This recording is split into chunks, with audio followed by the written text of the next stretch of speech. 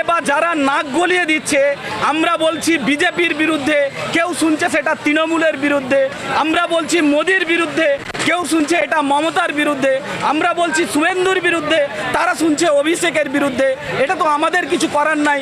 বাংলার মানুষকে আমরা বলবো যে এই যে চারটা মৌলিক বিষয় নিয়ে, মূল বিষয় নিয়ে আমরা আন্দোলন করছি, এই আন্দোলন এখানে থেমে থাকবে না। এই আন্দোলন আরও অগ্রগতি ঘটবে। এই আন্দোলন বাংলার কোনায় কোনায়, মহল্লায় মহল্লায় পৌঁছে যাবে। ওবিসি নিয়ে যে বেহাল পরিস্থিতি তৈরি হয়েছে তার সমাধান করতে হবে। বাঙালিরা ভিন্ন রাজ্যে গিয়ে যেভাবে অত্যাচারের শিকার হচ্ছে, দেশের সরকারকে বাঙালিদের নিরাপত্তা সুনিশ্চিত করতে হবে। আজকে কতটি সংগঠন মিলে এই প্রোগ্রাম ছিল?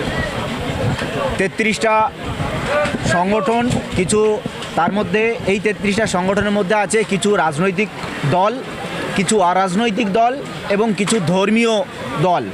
সবাই মিলে আমরা একসঙ্গে একে অপরে আমরা একসঙ্গে হয়ে দেশের সরকারকে বার্তা দিতে চাই যে আপনারা, দেশের সরকার আমাদের উপরে যে অত্যাচার, নির্যাতন, জুলুম এবং জনবিরোধী যে সমস্ত আইন আমাদের উপরে নিয়ে আসতে চলেছেন, আমরা তা মানছি না এবং অবিলম্বে দেশের সরকারকে এই সমস্ত আইনকে প্রত্যাহার করতে হবে।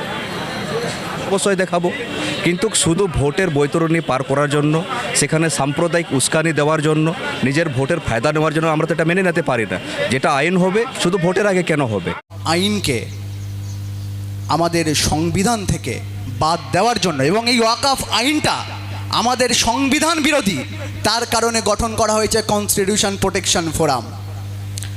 আগামী দিনে আমরা কি করব, আজ সেটার শপথ নেওয়ার জন্য আমরা এখানে উপস্থিত হয়েছি। এই ধর্ণা মঞ্চ শুধুমাত্র একটা প্রতীকী মঞ্চ। এই আন্দোলনকে, এই লড়াইকে, এই শক্তিকে আমরা এই পশ্চিমবঙ্গের কনস্টিটিউশন প্রোটেকশন ফোরামের মাধ্যমে পশ্চিমবঙ্গের প্রতিটা পাড়ায়, প্রতিটা বুথে, প্রতিটা অঞ্চলে পৌঁছে দেবো ইনশাল্লাহ। এবং এই কনস্টিটিউশন প্রোটেকশন ফোরাম প্রমাণ করতে বাধ্য নয় যে আমরা কতটা ধর্মনিরপেক্ষ। তার কারণ প্রত্যেক দিন প্রমাণ দিতে বাধ্য নয় নওশাদ সিদ্দিকী। তিনি টুপি দাড়ি পরে আছেন বলে তাকে রোজ শুনতে হবে যে তিনি মুসলমানের লোক, তিনি মুসলিম জোট গঠন করছে, ইত্যাদি ইত্যাদি কথা চারিদিকে নানানজন নানান রকমভাবে মন্তব্য করেছেন। তাদের উদ্দেশ্যে বলতে চাই, এটা সেই আজাদ হিন্দ ফৌজ যেরকম সুভাষচন্দ্র ব্রিটিশদের বিরুদ্ধে গঠন করেছিল, এই ওয়াকফ আইনের বিরুদ্ধে সেই কনস্টিটিউশন প্রোটেকশন ফোরাম গঠন করা হয়েছে। এবং এই লড়াইকে আমরা ভারতবর্ষের প্রান্তে বিভিন্ন জায়গায় পৌঁছে দেবো ইনশাল্লাহ।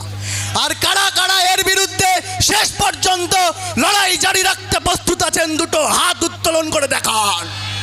দেখে নিন মমতা ব্যানার্জি, দেখে নিন নরেন্দ্র মোদী, এই ফ্যাসিস্টের বিরুদ্ধে আমরা শেষ পর্যন্ত আমাদের নিবেদিত প্রাণ আমরা জারি রেখে যাবো ইনশাল্লাহ। এবং আমরা মাথায় কাফন বেঁধে লড়াই করি, ভুলে যাবেন না। আমরা মাথায় কাফন বেঁধে লড়াই করি, ওই মৃত্যুর পরোয়া করি না। তাই কারাগারের গারদ আমাদেরকে ভয় পাওয়াতে পারে না। আমাদের যত মারবে, আওয়াজ ততই বাড়বে। আলহামদুলিল্লাহ, এই কনস্টিটিউশন প্রোটেকশন ফোরাম পশ্চিমবঙ্গের রাজনীতিতে তথা সামাজিক সংগঠন সংস্কারে একটা বিশেষ ভূমিকা আগামী দিনে পালন করতে চলেছে ইনশাল্লাহ। আপনারা পাশে থাকুন, তৈরি থাকুন মানসিকভাবে। এই লড়াই ইনশাল্লাহ আরও বড় হবে ইনশাল্লাহ। এই বলে আমি আমার বক্তব্য এখানে শেষ করছি।